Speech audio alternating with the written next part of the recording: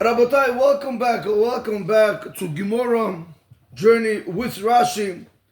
We are continuing from where we left off in Masecht Berachot Daf Bet Amud. All of this will be part 2 of the Shi'ur. The Mishnah started saying, "Me'matai kurin Shema be'arvin." From when does one recite the Shema in the evening? Misha'asha kohanim nichnesim l'chol b'trumatan. From the time when the kohanim enter to eat their truma. Now, if we pay close attention, if you have the same Gemara that I have, you will see that over there you have a period. Why do you have a period over there? Because Rabotai, you have to learn to see where each segment is singled out. You have to see where it's actually, how it goes. So I'll just show you something really quick, Rabotai. So whenever you do the Gemara, correct, you see the colors. Do the colors really mean anything? Not really. The colors don't mean anything by me. Some people have it that the color means something which would be nice. But the colors don't mean nothing by me, Rabotai. It's only a matter of just to break it up, just to see who's saying what's the idea, and so on and so forth. So it's very important. So we see over here that whenever it says "Me'motai kurin Shema be'aravin, mishasha kohanim nechnesim l'chol b'trumatan," it's coming, that segment over there is coming to teach you that is the Tanakama speaking. We'll see later on in the Gemara if it's really also Rabbi Eliezer saying it, but let's just stick with this for now. So when the Tanakama says, from when does one recite the Shema in the evening? So it says, from the time the Kohanim enter to eat their Truma. Period. So what is the Tanakama teaching us? The Tanakama is teaching us from the time that one has to recite the Kriya Shema in the evening. Which is when the Kohanim enter to eat the Truma. Which is when is that? That is when the 3 stars come out. That's what we saw yesterday when it says in the Rashi, the Kohanim that were Tama and they went to the mikveh, and then the sun set, and only then did the time come, meaning when the night came, now their time came to be able to eat the truma. So we see from this Mishnah over here, just from the first line, I wanted to show you over here, when you learn, you want to be able to break it down, see the opinions, who's saying what. Because when you know who's saying what, it becomes much easier. So one more time, Rabotai. Me'motai kurin Shema be'aravin, and the beauty of learning Gemara or any Torah for the fact, every word is 613 mitzvot. So don't be really astonished when I keep on going back. Rabotai, Chazara. Me'motai kurin Shema be'aravin, from when does one recite the Shema in the evening? Misha'asha kohanim nechnesim l'chol b'trumatan, from the time the kohanim enter to eat the truma. And we know the time the kohanim enter to eat the truma is when the stars come out. Now the Gemara is going to move on to the next segment of the Mishnah. So that was when do you begin to say the Shema.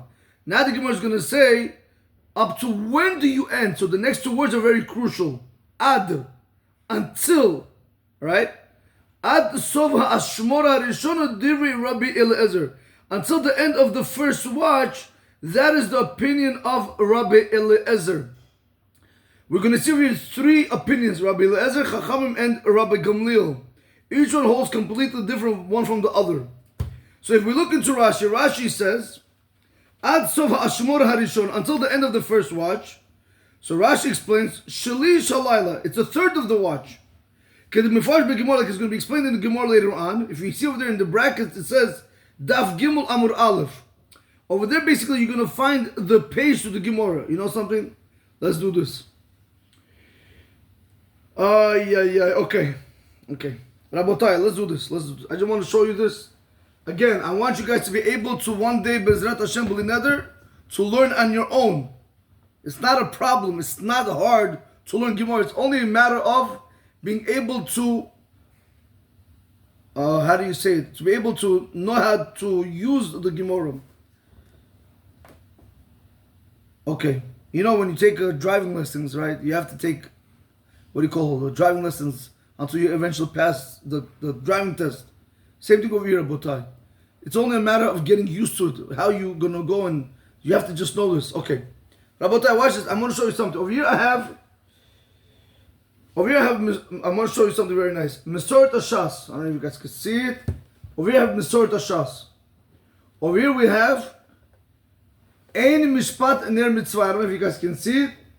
But if you look into the Gemara, you always have Mesoret Hashas and Ner Mitzvah. Ein Mitzvah. Ein Mishpat Ner Mitzvah. Okay. What are these 2 things? I'm going to show you. As we go along, the reason why I want to show you this, because you have to understand, A lot of times, if you don't understand a sugya, you don't understand what you're learning, in the Gemara we'll see that if it's going to bring the letters, you're going to see similar letters to this, like these kind of letters. That means if you're going to go look there, that's exactly what the Gemara is speaking about. On this, it shows you where the halach is actually found in the Shulchan Aruch, in the Rambam, and whatnot. It's going to show you over here on this in Mishpat Ner Mitzvah. Rabbi is going to tell you where the halachot are found. So Rabbi Wolke used to tell me sometimes you have a person, he goes up and he says, you know, the Gemara says like this and this and this and this page and halacha Shulchan Aruch, bam, bam, bam. The Rabbi says right there, bam, boom, right here, bam, bam, finish. Rabotai, it's very easy. It's very easy. Learning Torah is beautiful. It's very easy to learn. All you got to be able to do is be able to maneuver back and forth, to know where you're moving, where you're not moving, to know what's what and what's not. Another thing I just want to show you. We have over here on the bottom, Haggaot V'Tzunim, the amendments that they made. On the bottom, which is important. Also, sometimes it helps us, most of the time. And then you have something very, very important, Likutei Rashi. What is Likutei Rashi? These were the notes that Rashi also had. Now you have to understand, Rabotai, Rashi made his commentary on this many times. He figured that this was the best commentary that you can actually have. Again, Rabotai, I'm going to show you this one or two times, but after that, we're going to just move forward. I know it's taking up time, but I got to show you something. In the back of the Gemara, when you go to the back, okay, right, so this is the front. Sorry. This is the front. When you go back to the Gemara, you have Hashmatot Milukutei Rashi al Masecht Berachot right over here.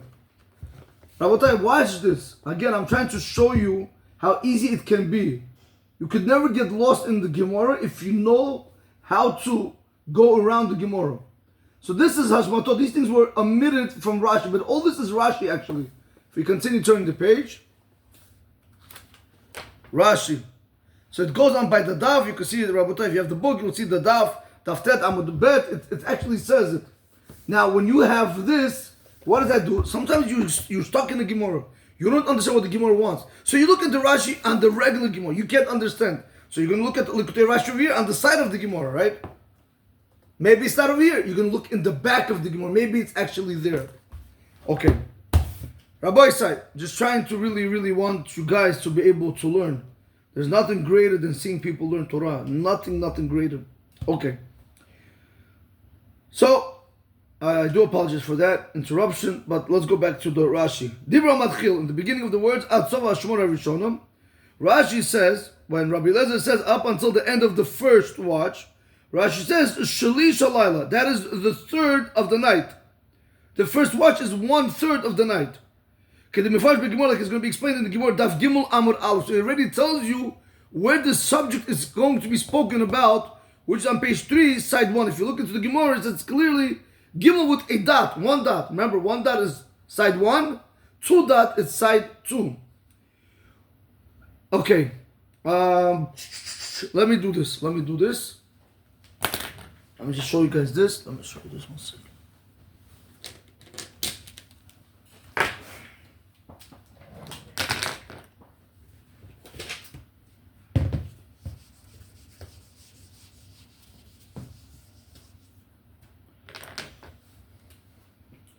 I just want to draw for you tonight, so therefore we'll be able to see it better. 12, 6, 9, 3. Okay. If we're going to say that the night is divided into 3 parts, that means, okay, I hope you guys see it from there. Let me just double check. Sorry guys, double check that you guys see it from there. 1 second.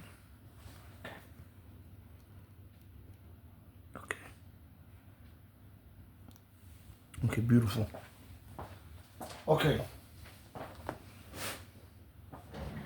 Comes out like this.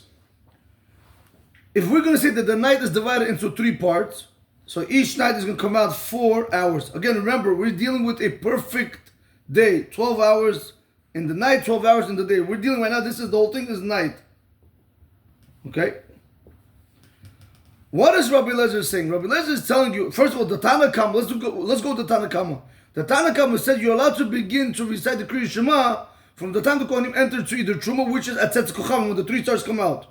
So we know that this is at 6 p.m. Let's say that 6 p.m. over here. Let's use a different marker. 6 over here p.m. He says you are allowed to go ahead and you're allowed to start the Kriya Shema. That's the beginning time. Beautiful. But up until when do you have it? So comes the Mishnah says, Ad Sov Hashmor Harishon Dri Rabbi Lezer. Up until the end of the first watch. Here we go. There's 3 watches. Up until the end of the first watch, we're going to give it like this. If this is a perfect day, this is 10 p.m.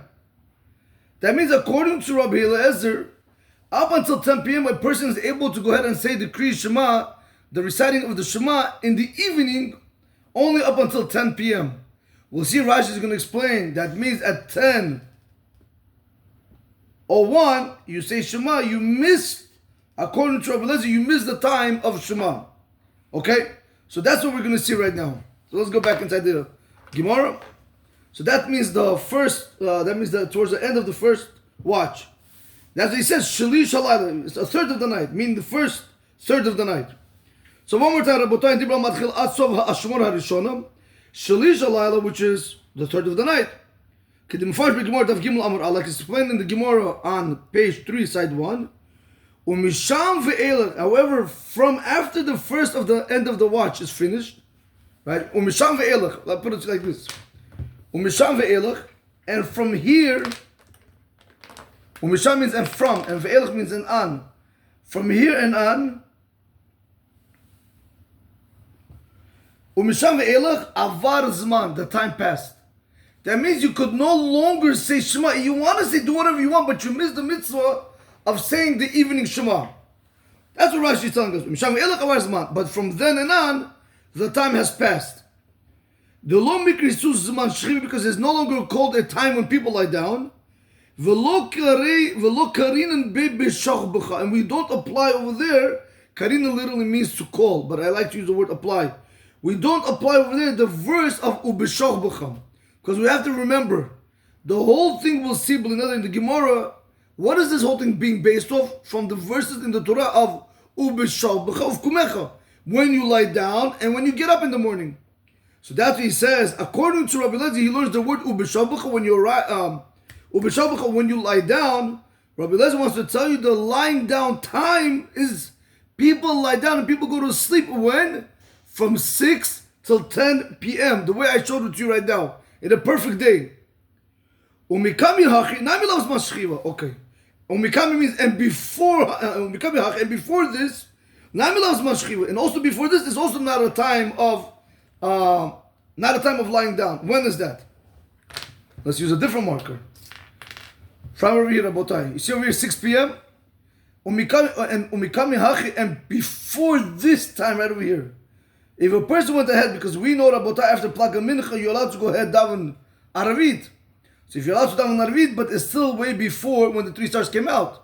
So you're really not yoy to the mitzvah of Kriya Shema. So that he says, if a person went ahead and he recited Kriya Shema before the 3 stars came out, you didn't fulfill the mitzvah of Shema. Okay? Back into Rashi, Rabotai. Guys, I'm explaining this now like this, but I'll go back again one more time in a perfect sequence. You just show you how the whole thing is read. And prior to this, it's also not a time when people lie down.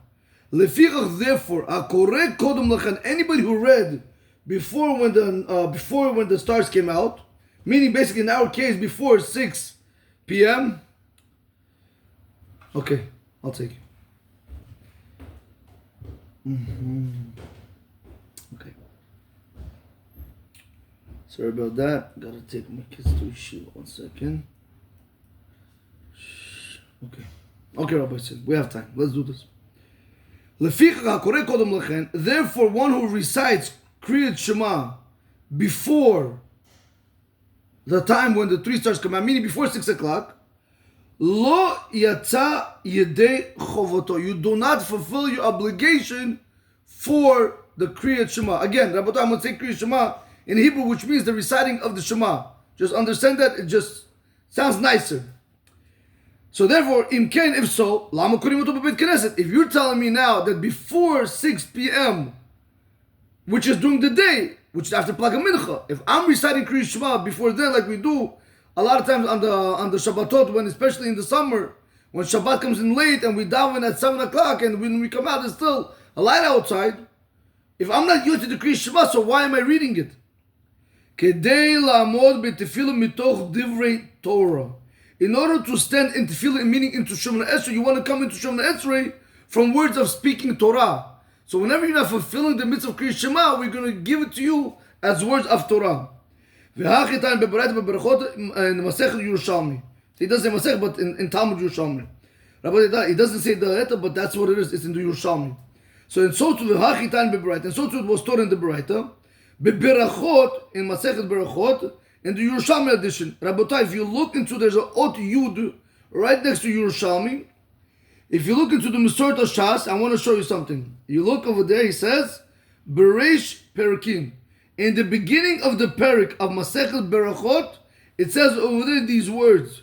The reason why we say Shema, even though it's still day outside, night hasn't even come.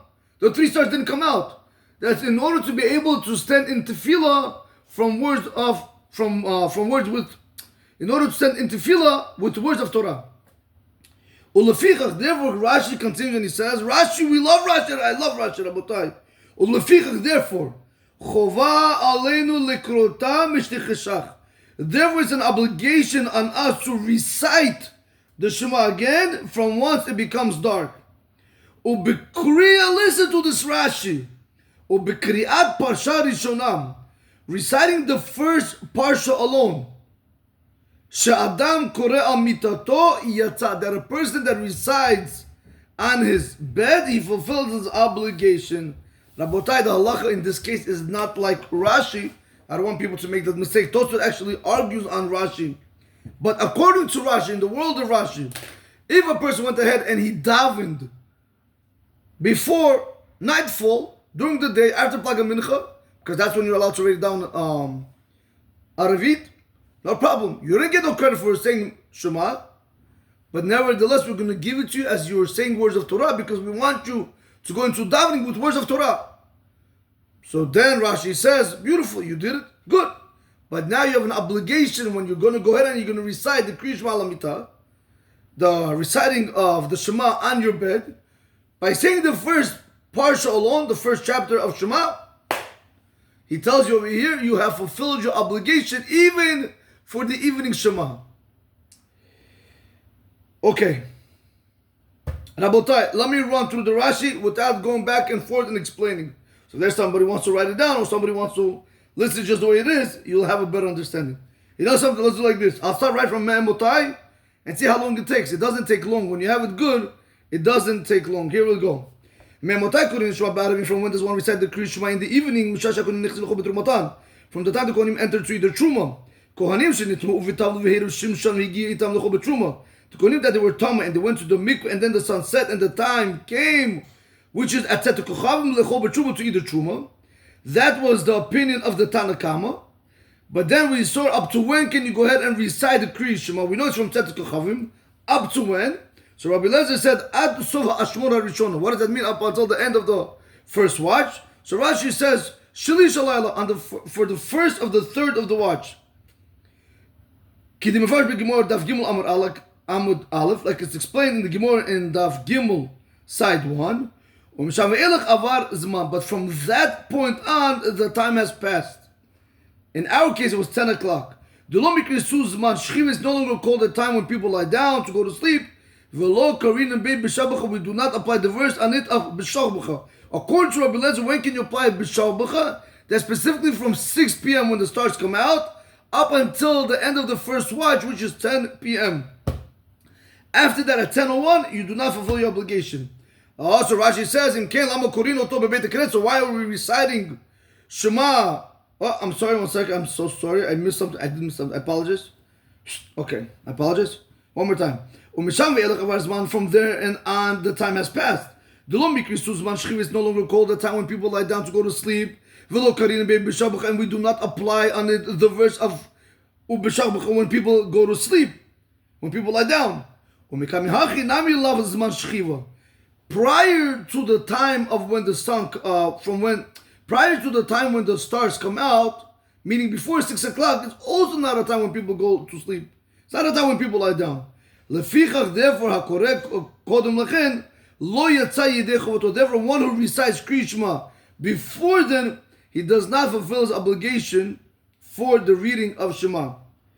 If so, if I don't fulfill my obligation, if I do it during the day before nightfall, why am I reading it in the Beit HaKnesset?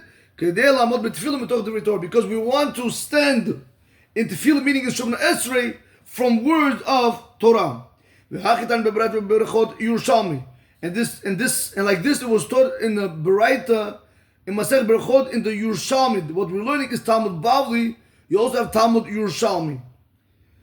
That's why he says the reason why we go ahead and say Shema prior to nightfall is because we want to be able to stand into Shemona Esrei with word of Torah. Therefore, chova aleinu likrota mishtechashach. Therefore, there's an obligation on us to recite the Shema again once it becomes dark, meaning at nightfall. With the first reading of the first part that a person recites on his bed, he fulfills the obligation, and this is according to the opinion of Rashi.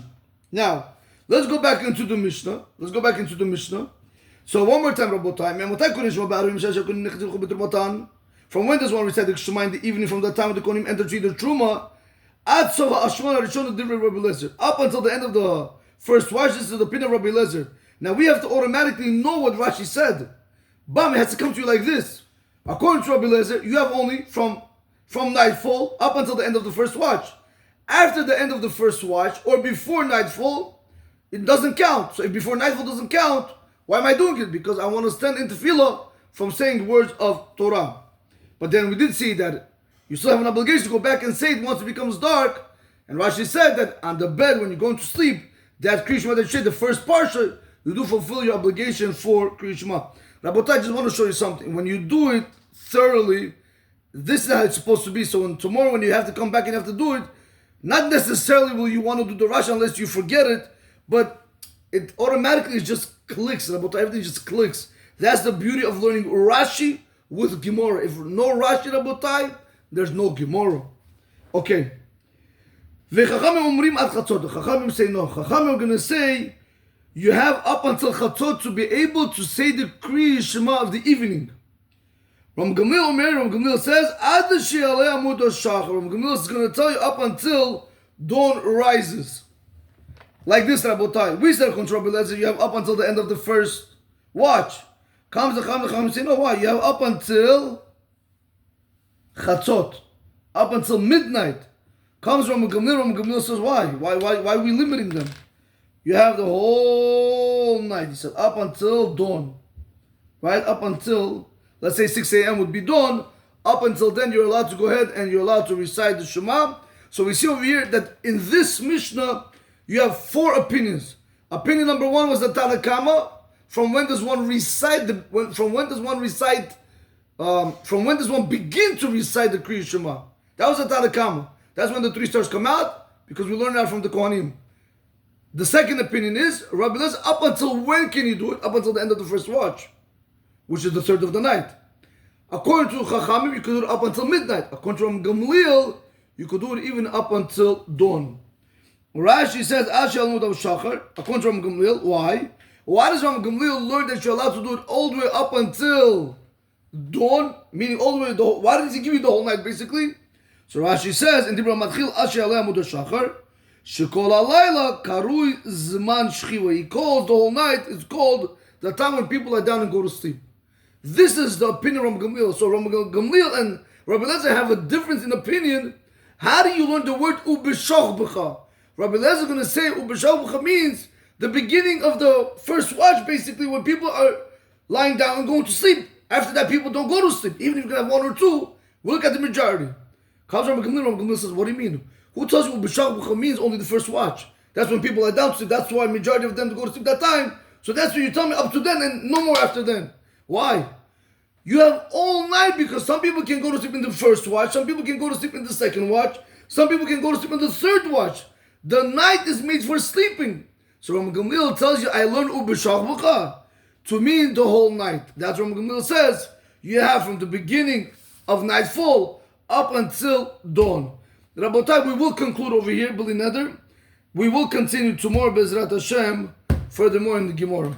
Anyway, have a great day. Hope you guys are enjoying Rashi, Rabotai. Rab Meir Eliyahu says something nice.